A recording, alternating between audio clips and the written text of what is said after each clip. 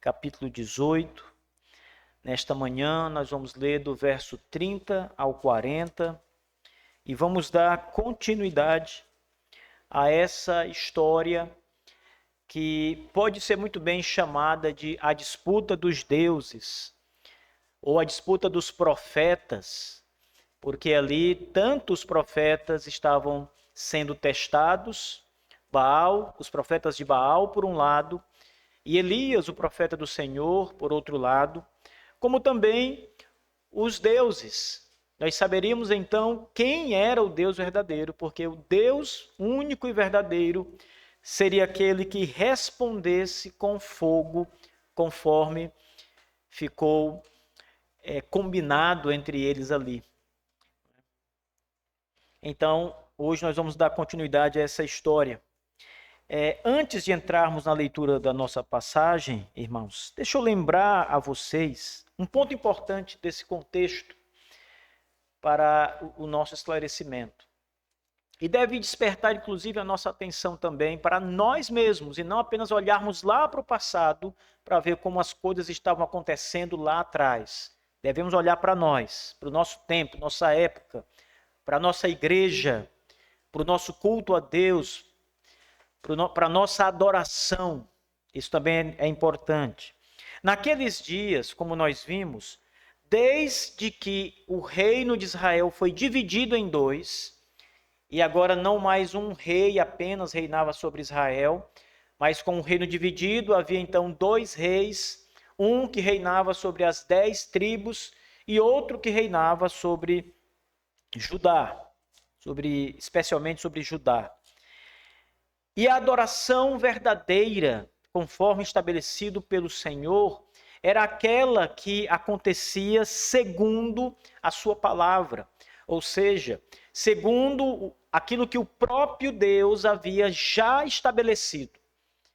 Em outras palavras, Deus disse como deveria ser adorado, como o povo deveria adorá-lo, onde o povo deveria adorá-lo, como o povo deveria adorá-lo. Todas estas coisas, irmãos, não foram inventadas pelos sacerdotes de Israel no passado, e nem eram de modo nenhum criação do rei. Eram palavras recebidas do próprio Deus, palavras que Deus revelou aos seus profetas, e elas deveriam ser cumpridas em relação à adoração ao Senhor. Porque Deus, ele estipula sobre o seu povo todas as coisas, inclusive a adoração. Ele dá as instruções da adoração também. Nós vimos isso passando aqui no livro de Reis e observamos que quando o reino foi separado, o reino de Israel, como ficou conhecido, que tinha as 10 tribos, ele passou a fazer todas as coisas diferentes daquelas que Deus havia dito, em relação à adoração a Deus especialmente. Eles ordenaram seus próprios profetas, e os profetas deveriam ser todos da casa de Levi, de Arão, e eles então desobedeceram isso e começaram a ordenar profetas ao seu bel prazer. Conforme o rei entendia, ele ia chamando homens para o ofício sacerdotal. Isso por si só já era macular o culto a Deus. É como se você chamasse para a igreja um pastor que não fosse pastor de verdade. Como se você chamasse qualquer pessoa para ministrar no púlpito ou para dirigir as ordenanças de Deus nos sacramentos da ceia do Senhor ou do batismo. Tem pessoas que acham, que qualquer pessoa pode fazer isso, basta ser cristão. Não, irmãos. Há homens que Deus separou especialmente para isso. E esse princípio vem desde o Antigo Testamento, quando Deus separou a casa de Arão, os levitas, os filhos de Arão, para exercerem perpetuamente essa função no Israel antigo. De maneira que nenhum homem poderia ministrar na casa de Deus se não fosse levita. Para ser músico, precisava ser filho de Levi, levita. As pessoas hoje chamam os músicos da igreja contemporânea levitas, né? O que é absolutamente inadequado, errado. Porque levitas era uma tribo lá de Israel, uma família. Então, os músicos aqui são de várias famílias, não é? Alguns são da minha família, outros são da sua família, daquela outra família, junta tudo e diz que é uma família só, levita. Isso é absolutamente inadequado, é Antigo Testamento. Lá era uma família que cuidava disso. E os pastores ou sacerdotes de Israel também eram desta família. Mas, quando o reino é dividido, essas coisas todas são abandonadas, para começar. Todos os sacerdotes, músicos, as pessoas que cuidavam da casa de Deus, eram qualquer uma. Não havia profetas do Senhor, ou aqueles que haviam não eram ouvidos por eles. Desprezava-se a palavra profética. O profeta era enviado pelo Senhor, como nós vimos um profeta ser enviado por Deus, e a palavra do profeta era simplesmente desprezada. Ela era ouvida como se fosse a palavra de qualquer pessoa. E às vezes o profeta de Deus ainda era perseguido, porque a palavra dele não agradava ao rei de Israel. Veja, mais uma vez, olhemos para nós mesmos e o nosso tempo. Quando a palavra pastoral é desprezada, e a palavra pastoral, ela é desprezada quando ela é pregada no culto, por exemplo, porque aqui é a palavra de Deus pela boca do profeta de Deus, isto é, do pastor da igreja, ou quando ela é desprezada por meio de conselhos que são dados pelos pastores e os crentes simplesmente desprezam como se fosse qualquer pessoa falando. Quem disse isso para você? Mas ele é homem, é pecador, é qualquer um. E não entende que é um ungido de Deus, que os pastores, irmãos, são homens, os verdadeiros pastores são homens que Deus ungiu para dirigir a igreja, dirigir vossas vidas, como diz o livro de Hebreus, a carta aos Hebreus. Homens que velam por vossas almas e que hão de prestar contas a Deus por vossas almas. Está escrito ali em Hebreus. Mas Israel havia desprezado os sacerdotes, havia desprezado os profetas de Deus, e eles não mais davam ouvidos a eles, irmãos. Em terceiro lugar, para lembrarmos, Israel havia poluído completamente o culto a Deus com imagens de escultura. O rei, um dos reis de Israel, ao assumir o trono, ele ordena, logo no princípio da divisão, que 2 touros de ouro sejam confeccionados e um fique num lugar lá de Israel, numa parte de Israel em Dan, e o outro fique numa outra parte de Israel, para que o povo, ao adorar a Deus, não volte para Jerusalém, onde era o templo e o lugar da adoração, mas vá para um desses 2 locais, onde estava o bezerro de ouro, e ali eles poderiam adorar o Deus que os tirou do Egito, como eles diziam, e o Deus que os protegia e os guiava e derramava a bênção. É claro que o Senhor, o nosso Deus, nunca ordenou isso. Isso é expressamente proibido nos 10 mandamentos. Não só é proibido fazer imagem, irmãos, de touros, bezerros, qualquer representação de Deus, porque o touro representava força, né? E Deus é forte, o touro era força, era mais ou menos essa a ideia. Mas representações do próprio Deus, ainda que Deus tivesse aparecido numa forma e eles tivessem visto Deus representar a imagem de Deus, seja ela qual fosse, era extremamente proibido. É por isso que nós não fazemos representações da divindade, nem do Pai, nem do Filho, nem do Espírito Santo, porque é extremamente proibido na palavra de Deus. Israel estava fazendo isso, adorando ídolos no lugar de Deus, com falsos profetas e falsos sacerdotes, falsos levitas, e fazendo tudo aquilo que aborrecia a Deus. Isso aqui é o contexto do que estava acontecendo em Israel. O reino dividido, Israel, as 10 tribos de Israel. Então, por fim, nesse rei aqui, o reinado de Acabe, deste reino, Acabe casa com Jezabel. Jezabel era uma adoradora de Baal. Ela não era israelita. Outro pecado que ele comete por casar com uma pessoa que não tem a mesma fé que ele. E havia uma proibição clara de Deus. Deuteronômio proíbe, várias passagens da Bíblia vão proibir isso. Claramente. Mas o rei Acabe não se importa com a palavra de Deus e ele casa com uma mulher, Jezabel, que é adoradora de Baal, cujo pai era sacerdote de Baal. O pai era um dos principais homens lá na religião de Baal, dos cananeus, em relação ao culto. Ele era o rei, mas também era um dos adoradores sacerdotais de Baal, irmãos. Jezabel, ela era do lado dos sidônios, né, da região de Sidom, que é já uma região fora das fronteiras de Israel. Então ela não era uma mulher hebreia, ela era uma mulher pagã na concepção israelita, gentia, né, na concepção de Israel. E o rei Acabe casa com ela.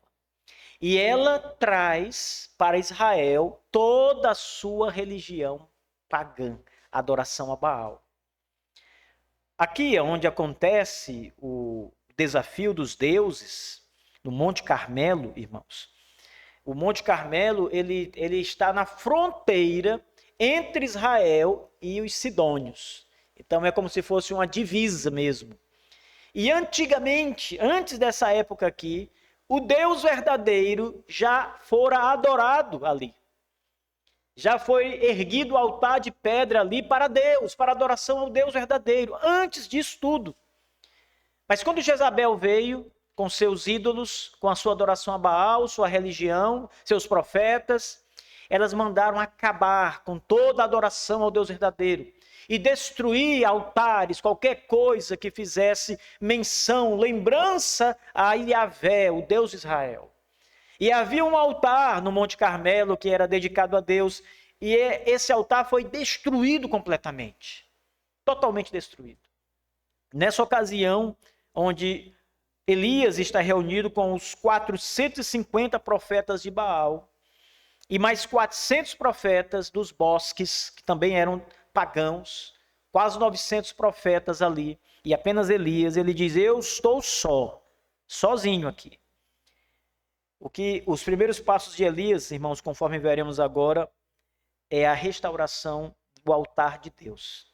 Verso 30, vamos ler a partir do verso 30. E Elias disse a todo o povo, cheguem perto de mim.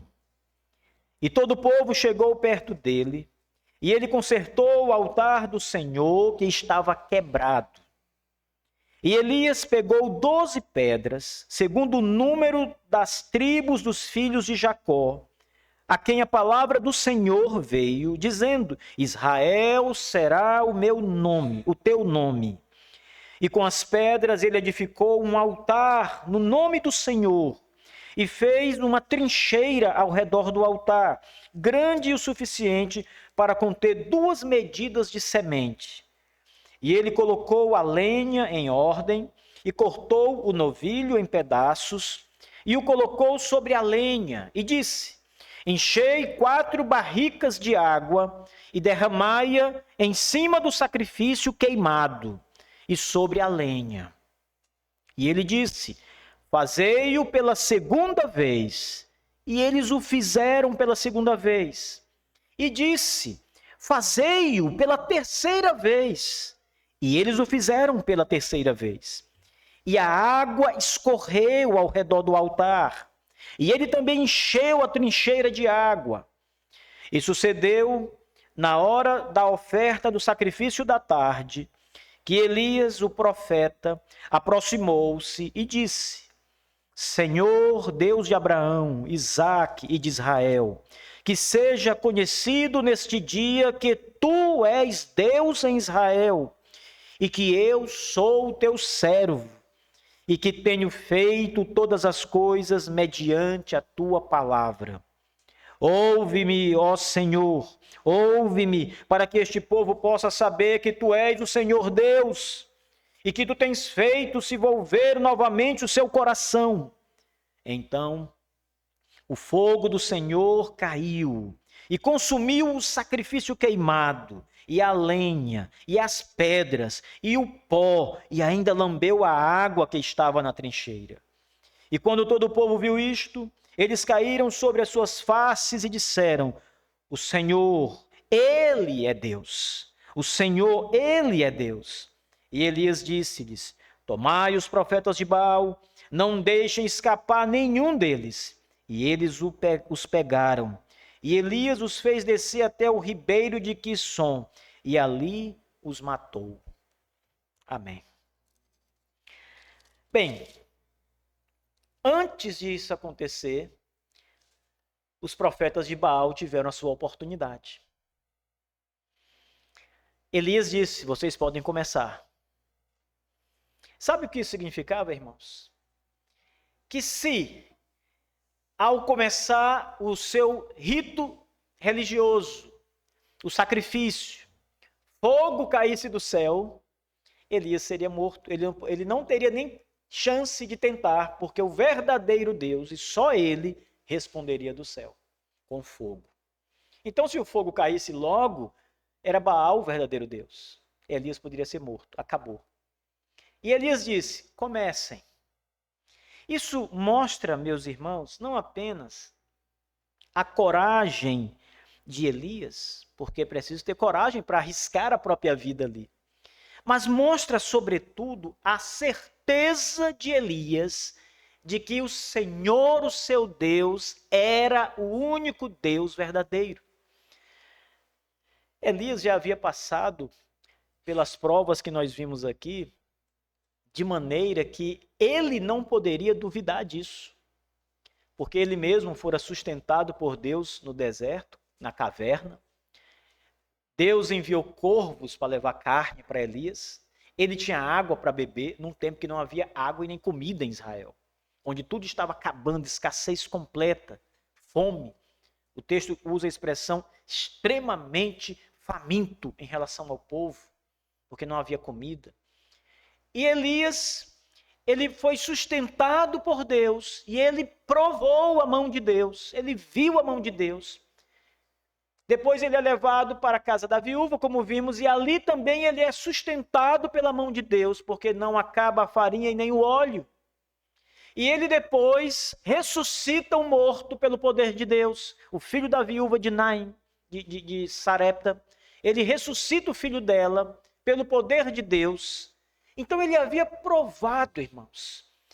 Ele tinha certeza absoluta de que o Senhor, o seu Deus, era o Deus que responderia com fogo. Então ele diz: podem começar, porque eu sei que o vosso Deus é falso, eu sei que o vosso Deus não existe, e nenhum raio cairá do céu para acender essa fogueira.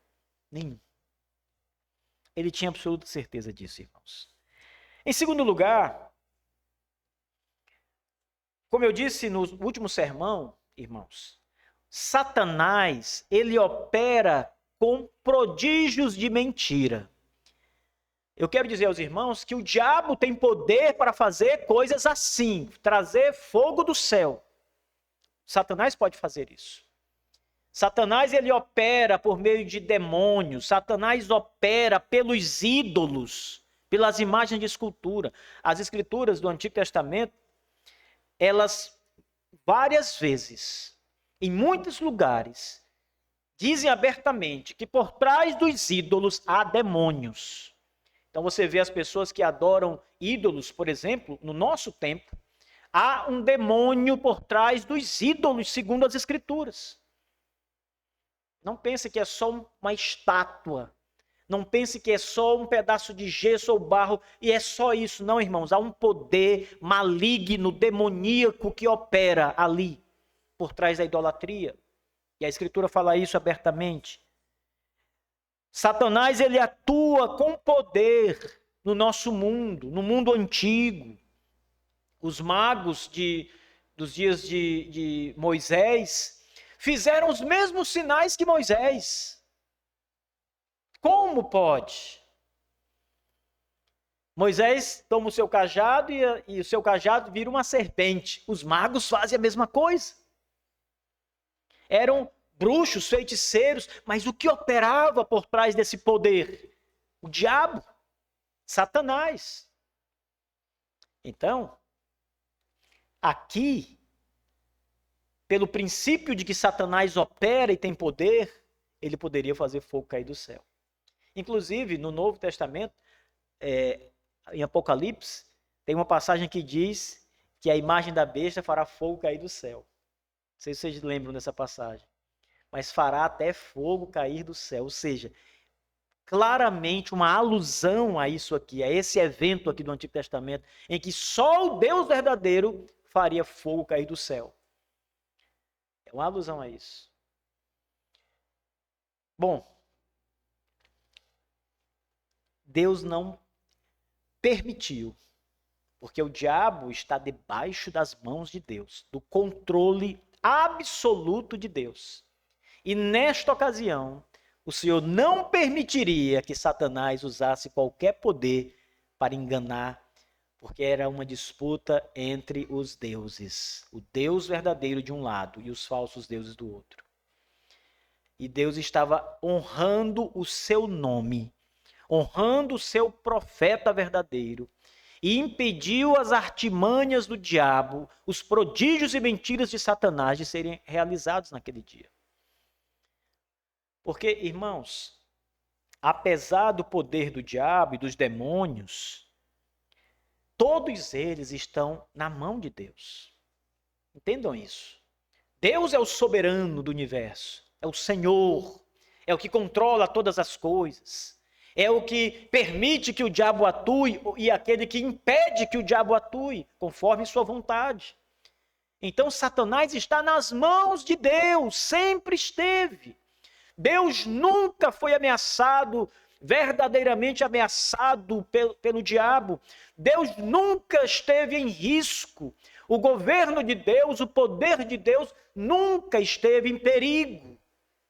Porque a mão de Deus é poderosa e o Senhor controla todas as coisas, irmãos.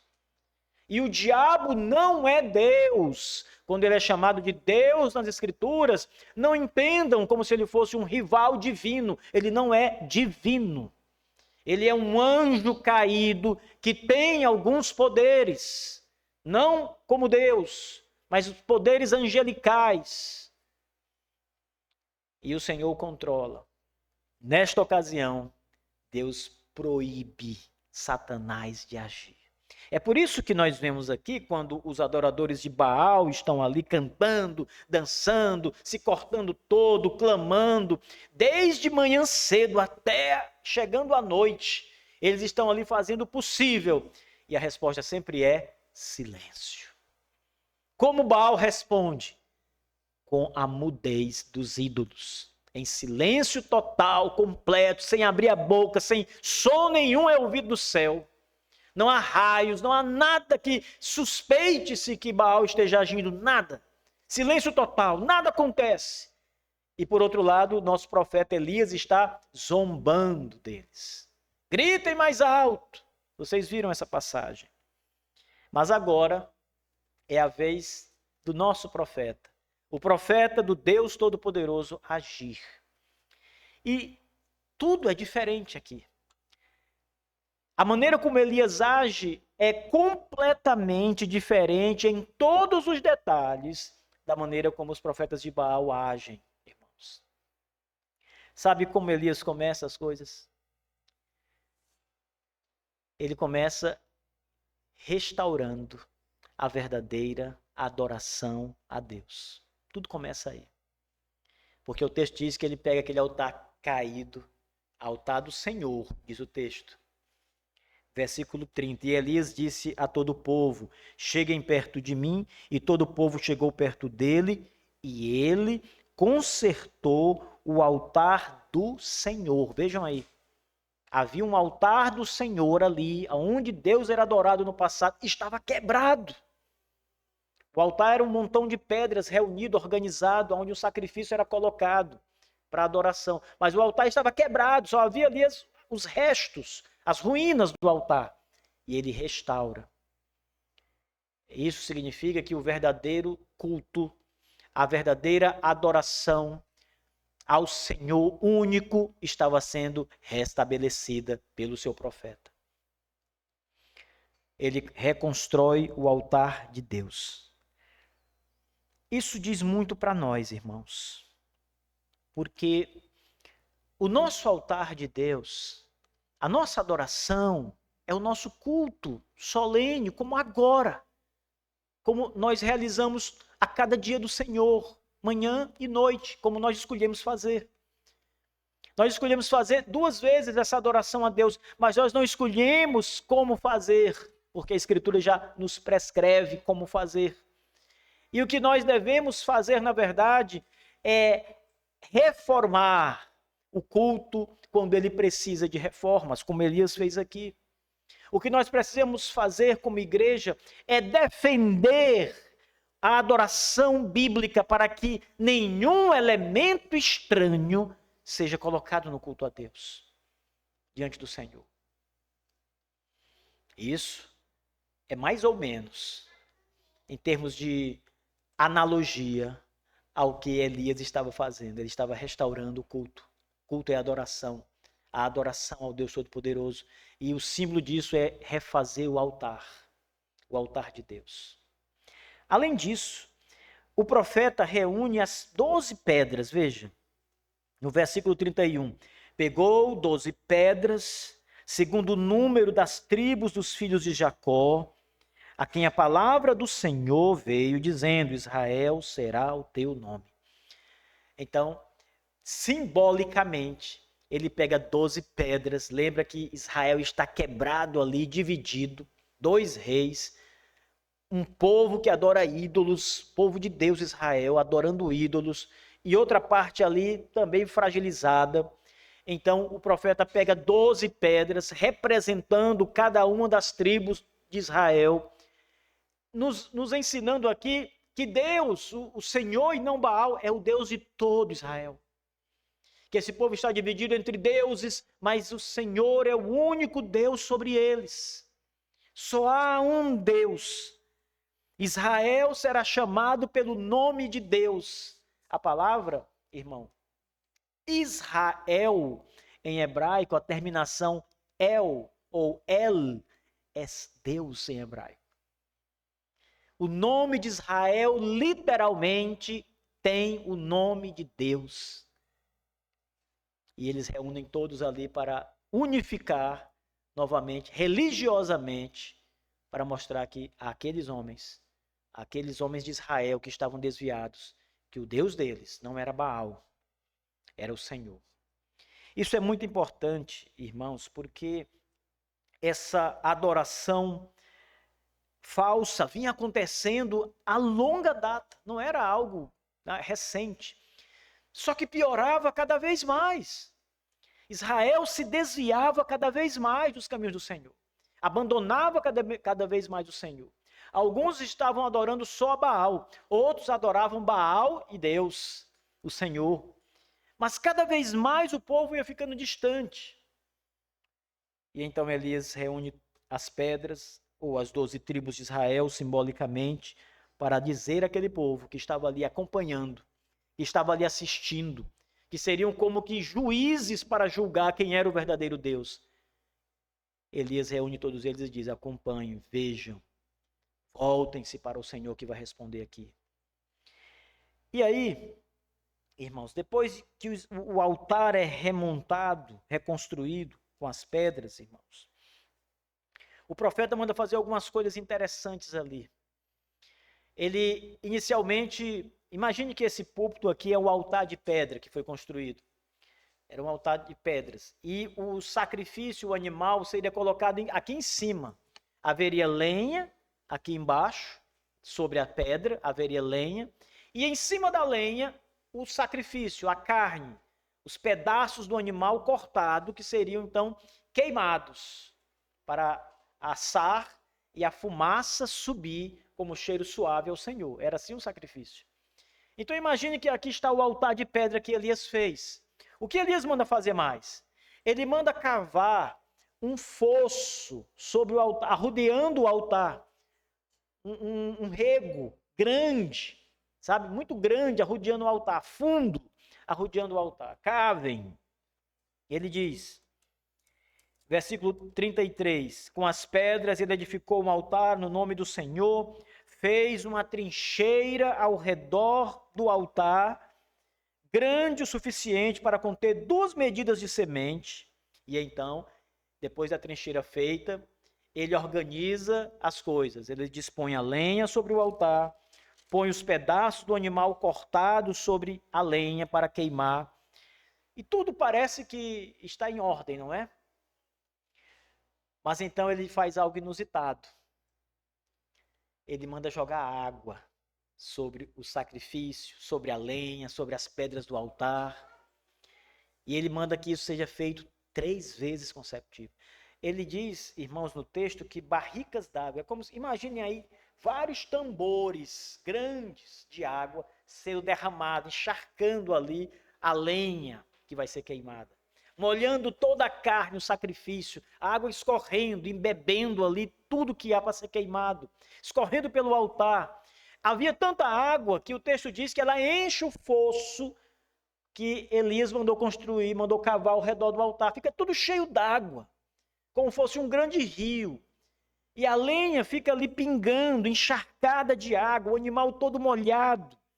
Como pode queimar agora? Vocês já experimentaram fazer fogo em mato quando ele está molhado, irmão? Só é fumaça, não queima. Você mesmo colocando lenha seca para queimar e jogando ali um mato verde, não precisa nem estar molhado. Se ele tiver verde, só vai ser fumaça. Mas aqui estava tudo molhado, encharcado. Era impossível queimar. Quando os profetas de Baal viram isso, eles devem ter pensado, esse profeta ficou louco. Porque vai ter que queimar o sacrifício e agora está tudo molhado. Elias queria mostrar, irmãos, que Deus é Deus. Elias queria mostrar ao povo o poder de Deus. Que só o Senhor e não Baal era Deus de verdade. Então, em contraste com os sacerdotes de Baal, que se cortavam, se lembram? Se cortavam com facas, sangravam naqueles rituais de ressurreição do Deus Baal, como era a religião deles. Eles gritavam em alta voz, né? Berravam gritando, chamando, ó Baal, ouve-nos, gritavam, suplicando, nada. Passaram ali horas, horas, horas e horas, rodeavam ali o altar nas suas danças cerimoniais, nada. O que Elias faz? Qual é o rito de Elias aqui? Ele apenas ora ao Senhor. Uma oração simples. Ele não passou o dia todo orando, a noite inteira ali orando. Veja as palavras do profeta Elias, irmãos. E sucedeu, verso 36, na hora da oferta do sacrifício da tarde, que Elias, o profeta, aproximou-se e disse: Senhor Deus de Abraão, Isaque e de Israel, que seja conhecido neste dia que tu és Deus em Israel, e que eu sou teu servo, e que tenho feito todas as coisas mediante tua palavra.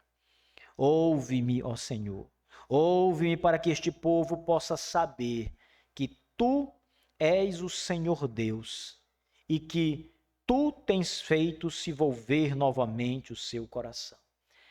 Nós temos aqui algumas coisas importantes na oração do profeta Elias, irmãos. A primeira delas é como ele se dirige ao Senhor. Ele diz, Deus de Abraão, Isaque e Jacó, ou Israel. Jacó é Israel. O nome de Jacó foi mudado para Israel. Dos filhos de Jacó são as 12 tribos. Aquelas pedras que ele coloca são os filhos de Jacó, ou de Israel. E Elias ora assim porque ele está lembrando na sua oração do pacto que Deus fez com Abraão, repetiu este pacto a Isaac e reafirmou esse pacto de novo com Jacó. Assim como fui com Abraão, vosso pai, eu serei com você, Isaac. Serei seu Deus, sua descendência será numerosa, seu povo será chamado pelo meu nome. E ele diz então a mesma coisa depois a Jacó. Mudarei teu nome para Israel, porque eu serei teu Deus, o Deus da tua casa. Aquela promessa pactual que Deus fez lá para Abraão. De ti farei uma grande nação, te abençoarei, serei contigo, multiplicarei tua descendência. Aquela promessa, irmãos, pactual, passou para o filho de Abraão, Isaac, para o filho de Isaac, Jacó, ou seja, para a descendência de Abraão. E agora Elias está invocando o Deus que fez esse pacto, essa promessa, de que aquele povo seria o seu povo, Israel, que agora estava dividido. Ele começa a oração com essa expressão pactual, do Deus de Abraão, Isaac e Israel. E ele também, nesta oração, diz que ele, Deus, revelasse-se a si mesmo. Era muito fácil o profeta continuar dizendo que Deus era o Deus de Israel, não é? Ninguém estava acreditando nisso. Ele poderia dizer, olha, Deus, o Deus que se revelou a Abraão. Ninguém acreditava nisso, tanto fazia. Mas se Deus mesmo se revelasse com poder, de uma maneira que fosse inquestionável, e a única maneira de fazer isso era fazer fogo descer do céu e queimar o sacrifício molhado. Então ele diz, Senhor, revela-se a ti mesmo, para que o teu nome seja conhecido como Deus em Israel. E para que saiba-se que eu sou teu servo, um profeta verdadeiro, e aqueles são falsos. Então aqui, nessa oração, há uma reivindicação por parte de Elias, para que Deus mesmo se revele, para que fique provado para Israel que ele é Deus. E que fique provado que Elias é o profeta de Deus e não os profetas de Baal. Aqui, irmãos, há um desmascaramento duplo. O primeiro é desmascarar o falso Deus. O segundo é desmascarar os falsos profetas. Então Deus vai se revelar dessa forma. E em terceiro lugar, que é uma das coisas também muito importantes, é para que Deus, durante toda essa revelação, mova o coração do povo de Israel para ele mesmo. Isso aqui é equivalente, irmãos, a fazer com que o povo realmente creia que Deus é Deus e não Baal. É equivalente à conversão, para que o povo se arrependa dos pecados e adorar Baal e seu coração agora volte-se para Deus, o verdadeiro Deus. Então, nessa simples oração que nós temos aqui, nos versículos 36 e 37, Elias pede para Deus se manifestar como Deus da aliança e que o seu poder sobrenatural seja manifestado, para que as pessoas realmente creiam que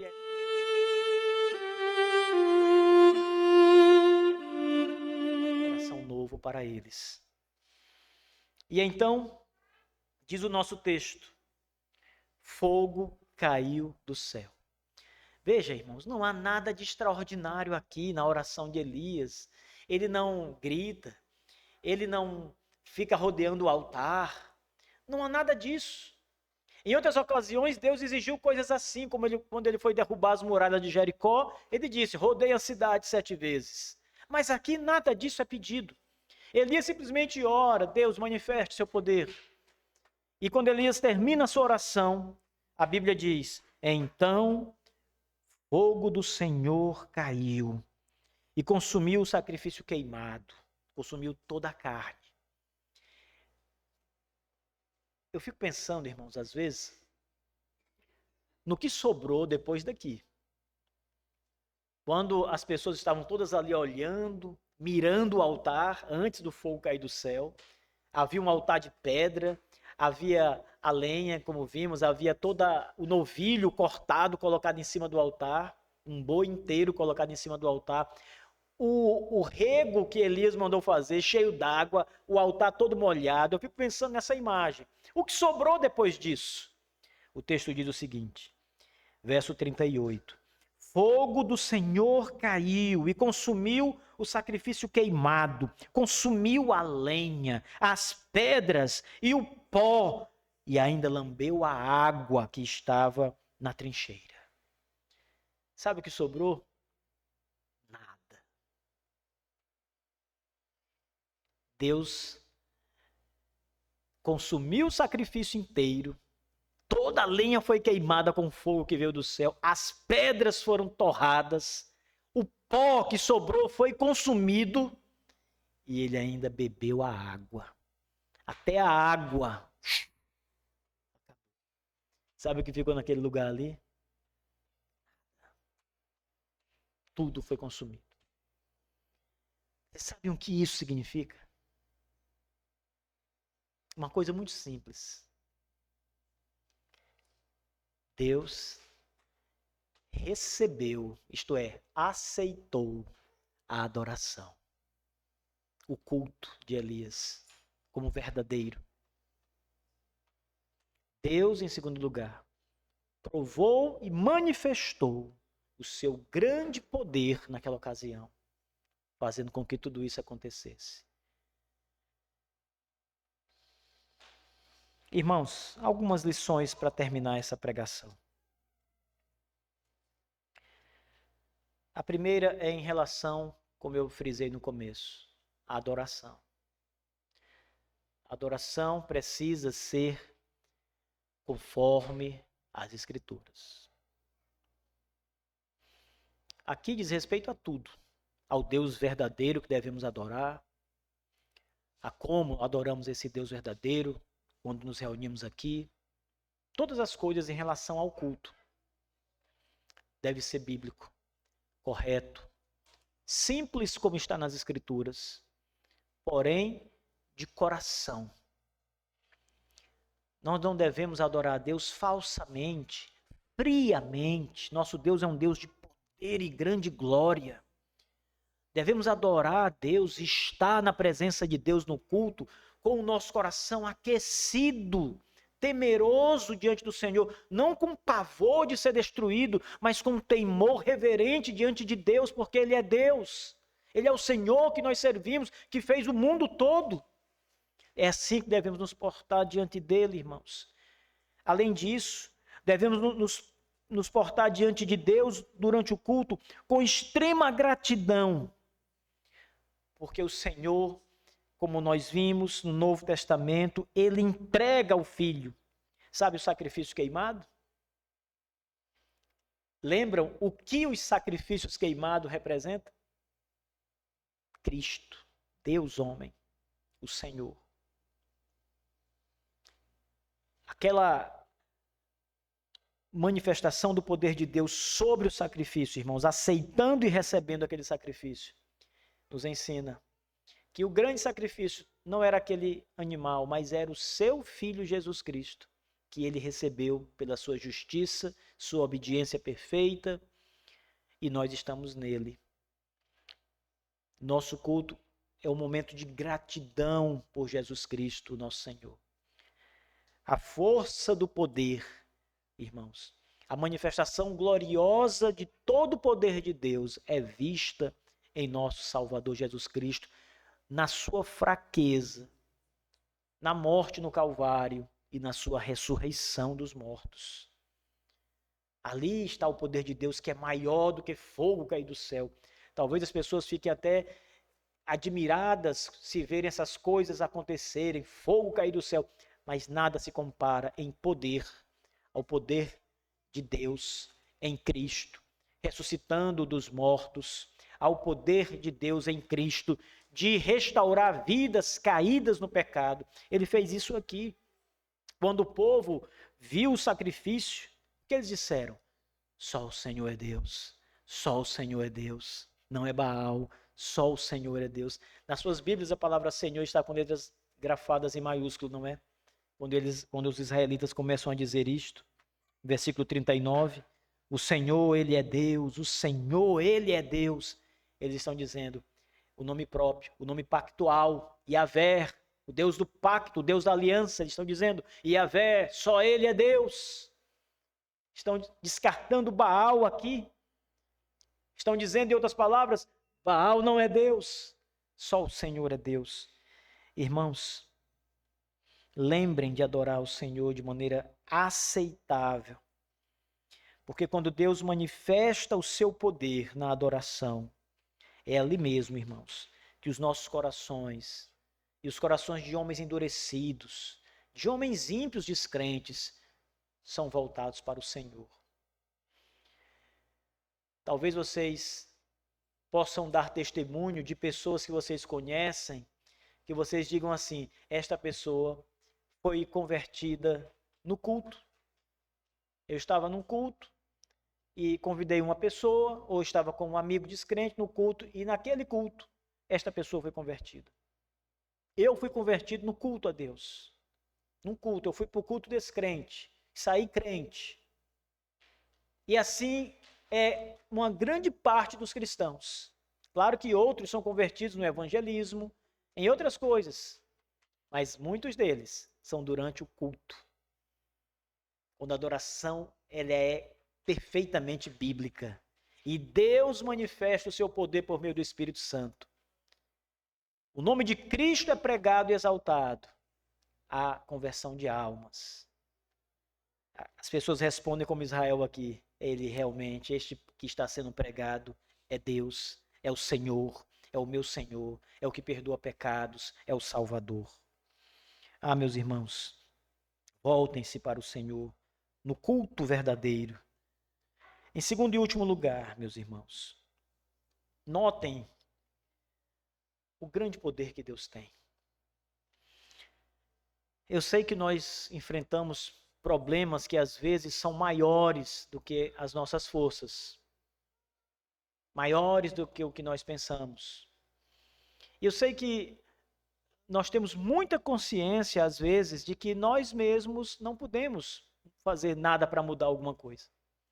Mas nunca esqueça que o Deus que você ama e serve, Ele é poderoso e pode fazer isso que você não pode. Nunca esqueçam, irmãos, do grande poder de Deus. Grave isso, para que quando vocês orarem com confiança. Não ore como um derrotado, como se Deus fosse fraco, como se Deus não pudesse mudar as coisas, como se Deus não pudesse curar, como se Deus não pudesse fazer coisas extraordinárias. Não ore assim, ore crendo que Deus pode fazer tudo. Creia nisso, confie. Você precisa orar com toda a sua confiança, porque Deus é um Deus de grande poder, irmãos. Quando Deus quer manifestar o seu poder, Ele o faz, irmãos. E todos veem a glória do seu poder. Creia, o nosso Deus não está mais fraco. O nosso Deus não perdeu o poder. O nosso Deus ainda é Deus Todo-Poderoso. O que Ele não pode fazer? O escritor diz, falando Deus, quem impedirá? Não há homem, mortal, criatura que possa impedir Deus de agir com poder quando assim Ele quer fazer. Creia nestas coisas, irmãos. Nunca esqueça que Deus é chamado nas Escrituras de o Deus Todo-Poderoso. Quando a Bíblia diz isso, ela não está simplesmente dizendo que Ele é poderoso, como até outras criaturas, como o diabo, tem algum poder. Ela está dizendo que Ele é o supremo poder. Não há impedimento para o poder de Deus, irmãos. Esse poder é manifestado claramente em Cristo Jesus do Novo Testamento. Jesus cura doentes de toda espécie. Ele não era especialista numa doença, em curar aleijados, ele era especialista em todas as enfermidades. Ele curou cegos, fez com que paralíticos andassem, endireitou colunas quebradas, ele consertou braços que estavam secos, ele fez todas as coisas maravilhosas, ele demonstrou o seu poder na criação, controlando os ventos e os mares, ele expulsou demônios, ele demonstrou o seu poder, a sua glória, e nós vimos pelas páginas do Novo Testamento, nós somos testemunhas de Cristo, do seu poder. E ressuscitou dos mortos, não só muitas pessoas nos seus dias, mas ele mesmo ressurgiu dos mortos. Nós somos testemunhas do grande poder de Jesus, Filho de Deus, Deus em carne. Somos essas testemunhas, irmãos. Não duvidem do poder de Deus. Vão a Ele em oração com confiança, crendo que Ele fará. Não como um derrotado, que eu vou falar, mas não creio nisso. Creia. Lute com o mal que há em você, com o pecado, com a descrença que ainda há em você. E creia que Deus é poderoso para fazer grandes coisas, maiores do que o que você pensa. Se você pensa que isso é muito para Deus, a Bíblia diz que Ele faz coisas maiores. Maiores do que essas que você está pensando que Ele não pode fazer. Creia. Que o nosso Deus nos abençoe, meus irmãos. Fiquemos de pé, vamos orar.